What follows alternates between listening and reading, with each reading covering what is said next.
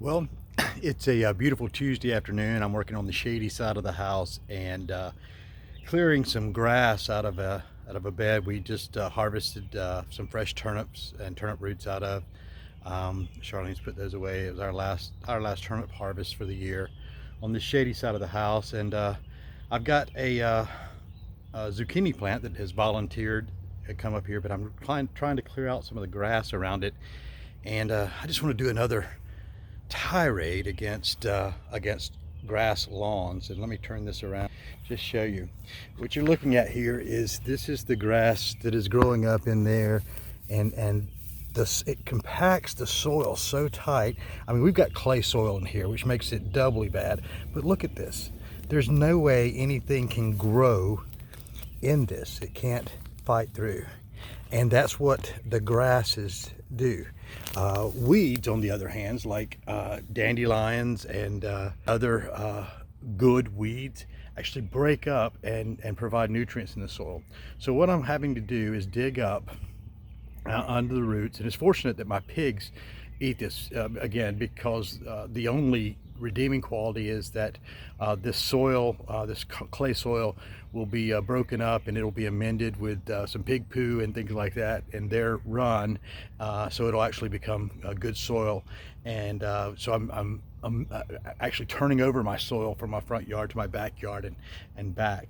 But what I'll do in this bed, and I'll turn around this again because I want this zucchini to have some really good chance to get some roots going.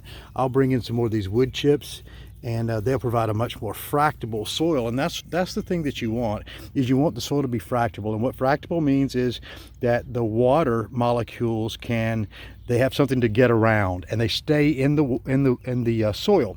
So this lawn requires watering, and even more watering as the days go on. And I've got patches of lawn where it's this thick with the clay, this bound, and then there's roots that run with the centipede and the bayou grasses, which are basically weeds, which run for hundreds of feet, sometimes underground, it seems.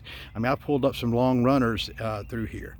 So and all of that is compacting the soil, making it use more water because the water runs off, it's not held in the soil, and also causing more heat and humidity to come out of that. So whereas this actually holds the moisture, got a roly-poly in there, great. This holds the moisture and is much better for the environment.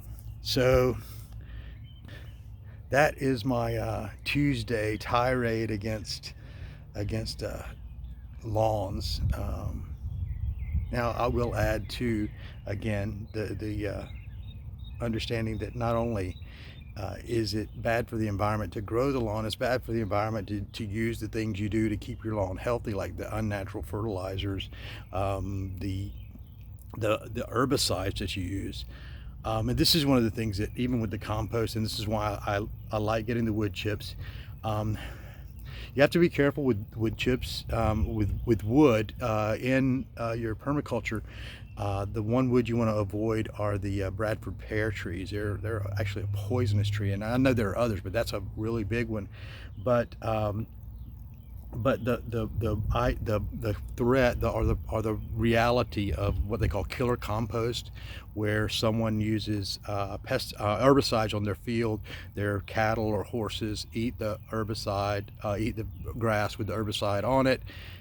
Their manure becomes what they call toxic, and it actually inhibits growing. And I think I've got some issues with that in a couple of places, and it'll take a couple of growing seasons. I think like some of the grains like wheat and oats and things like that will actually draw some of that toxicity out of the soil. I know they work with some of the wilts to help draw that out of the soil.